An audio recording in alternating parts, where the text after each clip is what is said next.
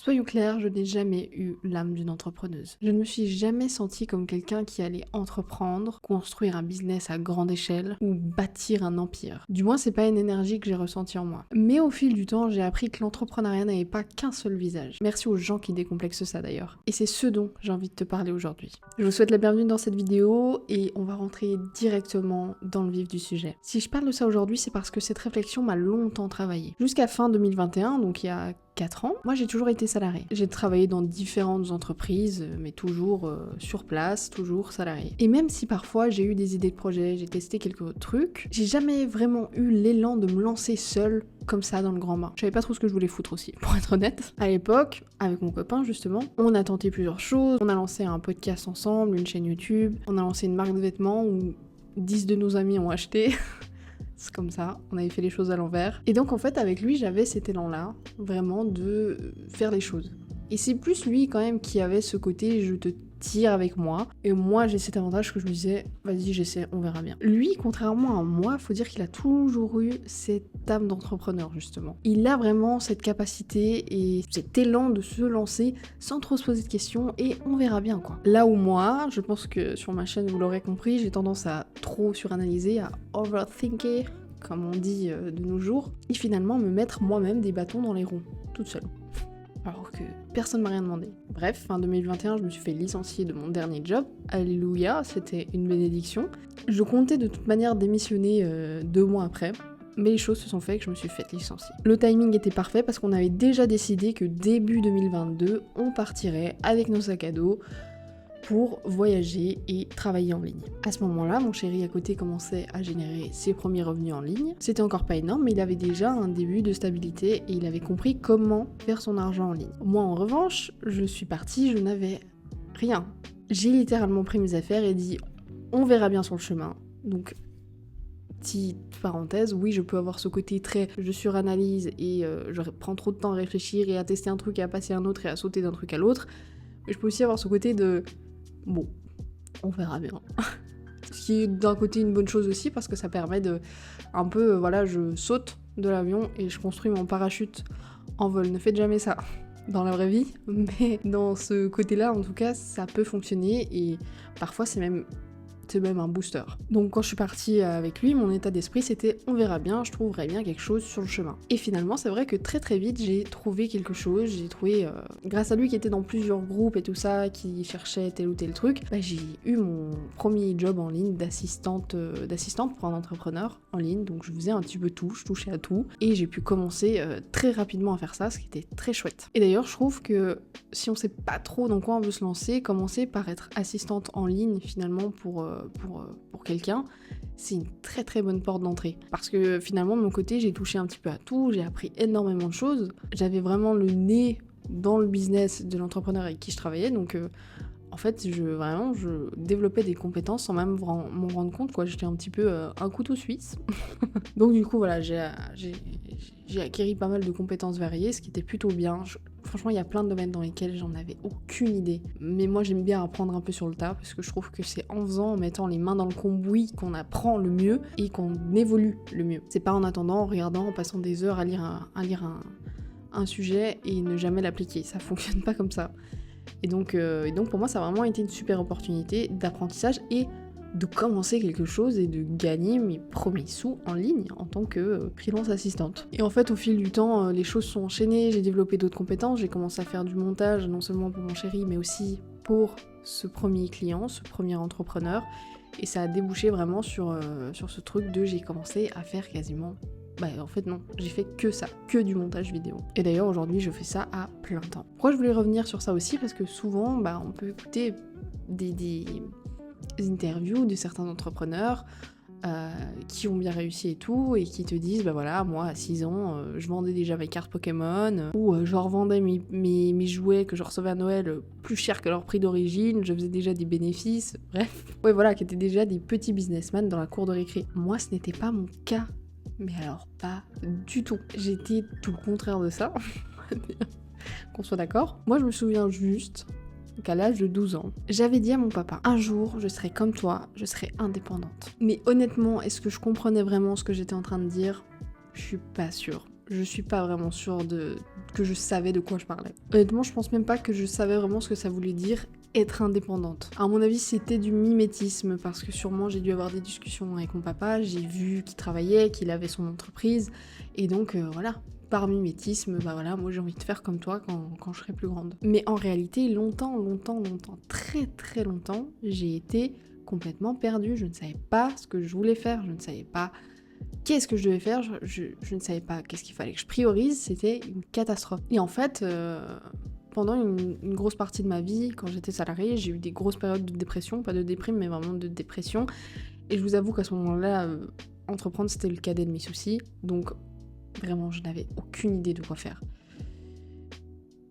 Je me levais, j'allais au travail, je faisais mes trucs, je rentrais le soir, je faisais mon sport, basta, voilà, je survivais dans ce monde, quoi, vraiment. J'étais pas du tout heureuse dans les métiers que je faisais. Et en fait, ce que j'ai compris avec le temps, c'est que pour moi, l'élément central, ça n'a jamais été vraiment l'entrepreneuriat en soi, mais c'était plutôt la liberté. Une recherche de liberté. La liberté de créer, la liberté de ne pas être bridée par quelqu'un, la liberté de moduler mon temps de travail comme j'en ai envie. Et aujourd'hui, je sais que c'est ça que je cherchais. Vraiment, plus que dire je veux un business qui fasse des millions, je vous ai dit, j'avais pas cette mentalité-là. Et évidemment, on veut tous toujours faire de l'argent. C'est le nerf de la guerre. Maintenant, ce qui est vraiment primordial pour moi, c'est ma liberté et donc aussi de l'équilibre.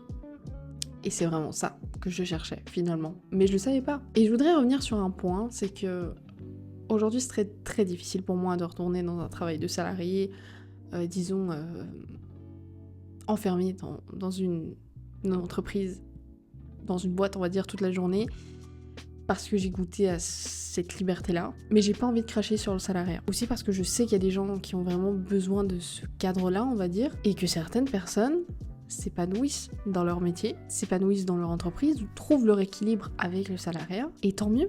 Voilà, pour remettre un peu le contexte, c'est pas le problème d'être salarié, c'est qu'aujourd'hui, si je vais leur devenir, je ferai tout pour leur rester en ligne.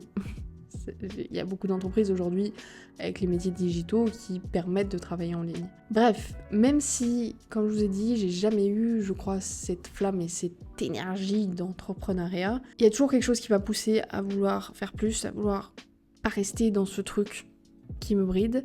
Et en fait, je me suis rendu compte que cet état d'esprit, je l'ai construit avec le temps. Et la réalité, c'est que d'être aux côtés de quelqu'un qui entreprend tout le temps, donc mon chéri, ça m'a énormément aidé de voir ce qui était possible de faire et de casser aussi des barrières mentales vis-à-vis de ça. Et donc de développer aussi cet esprit entrepreneurial. Parce que j'ai toujours eu cet esprit un peu débrouillarde, mais pas forcément d'entreprendre. C'est pas si simple. Je me vois pas un jour avoir une multinationale, gérer des milliers d'employés, être à la tête d'un business énormissime. Et je dis ça aujourd'hui, mais on peut toujours changer d'avis. Hein. Peut-être que demain je vous dirai, bah non, moi j'ai envie d'avoir un truc qui vraiment soit énorme, quoi. Bref, c'est pas le cas aujourd'hui. Mais souvent, moi, je me disais, mais en fait, à partir du moment où t'as pas cet état d'esprit de vraiment vouloir faire des millions, t'as pas ce style de vie où vraiment tu charbonnes de 7h du matin à 23h le soir, t'es pas entrepreneur en fait. Et je vous ai dit, il y a beaucoup d'entrepreneurs qui ont décomplexé cette idée aussi dans ma tête, que à partir du moment où tu entreprends quelque chose, tu es par ce biais-là entrepreneur ou entrepreneuse. Mais j'ai eu beaucoup de peine à le dire. Je dis jamais que je suis entrepreneuse d'ailleurs. Et je pense que j'aurais beaucoup de peine à le dire un jour dans ma vie, je ne sais pas. Mais voilà, ça c'est peut-être un petit complexe d'infériorité, j'en sais trop rien, mais dans tous les cas, aujourd'hui, je n'arrive pas vraiment à le dire. En tout cas, j'entreprends des choses. C'est bien. Là aussi, où je pense que c'est aussi déjà un esprit un peu entrepreneurial, c'est le fait que, de mon côté, je sais que, en gros, j'ai jamais fait la fine bouche. C'est-à-dire, quand il faut y aller, je fais. Je saisis aussi les opportunités quand elles se présentent à moi. Je suis pas en mode, ah non, bon ça, vous voyez, être assistante en ligne, c'était pas un job de rêve, c'est pas le job que j'avais envie de faire, mais je me suis dit, pourquoi pas, et en fait, une chose peut en amener à une autre. Donc, ce côté aussi de saisir les opportunités, super important quand on entreprend, je pense. Le côté aussi être débrouillard, c'est-à-dire aller chercher les réponses par soi-même, pas attendre que tout nous tombe du ciel. Voilà, on a beaucoup d'outils aujourd'hui pour avoir des réponses, tester, essayer et échouer plusieurs fois et savoir que ça fait partie du chemin aussi. Donc finalement pour moi ça c'est aussi une partie de l'entrepreneuriat. Il y a aussi un côté croyance où moi je me voyais vraiment comme une créative qui a pas besoin de process, qui suit la vie comme le vent vient et qui suit le flow et qui voilà, j'ai une âme de créateur, donc je suis créative, donc moi je peux pas être comme ça. Et en fait, le problème aussi, c'est que pendant longtemps, j'avais la croyance que entrepreneuriat et créativité n'étaient pas compatibles. Énorme erreur. Je me suis justement rendu compte aujourd'hui que c'est en alliant ces deux que je m'épanouis vraiment. Et que je comprends comment avoir des process, comment faire telle ou telle chose, que ouais, il y a des choses des fois qui sont un peu moins cool, qui sont chiantes, mais que ça fait partie aussi du processus. Et que justement, on peut allier, on peut être quelqu'un de créatif, un peu artiste dans l'âme si on veut, pardon ça fait un peu snobinard, mais être un peu artiste dans l'âme, tout en ayant des process, en charbonnant, etc. etc. Tout ça n'est pas incompatible et je m'en suis rendu compte il n'y a pas si longtemps que ça. Et donc là où je veux en venir, c'est que même moi, et je pense qu'on est beaucoup à se dire, l'âme d'entrepreneur, soit tu l'as pas. Alors est-ce que j'ai une réponse claire à ça? Non, Peut-être que finalement, au fond de moi, j'avais quelque chose comme ça, cette petite flamme, et que, on va dire, elle s'est allumée grâce aux gens autour de moi. Ou pas, peut-être que simplement je l'ai développée. Mais je pense pas qu'on l'ait ou qu'on l'ait pas. Moi, je pense vraiment que ça peut se développer. Je pense vraiment que c'est un état d'esprit qui se développe finalement. Plus qu'un statut, c'est vraiment un état d'esprit. Et qu'encore une fois, je pense qu'il y a 1000 façons d'entreprendre. Et qu'en fait, il faut trouver la meilleure façon d'entreprendre pour toi, en fait. Pour soi, finalement. Si je vous partage ça, c'est parce que moi, c'est une question qui m'a longtemps travaillé, longtemps taraudé, et que je voulais un petit peu vous partager aussi ma vision vis-à-vis de ça. Donc aujourd'hui, j'ai arrêté juste de me poser la question parce que finalement, on s'en fout. On s'en fout. Vraiment. On s'en fiche de savoir déjà si les autres me considéraient comme une entrepreneuse ou pas. Moi, comme je l'ai dit, j'ai de la peine encore à me... Pour moi, je m'identifie pas comme ça.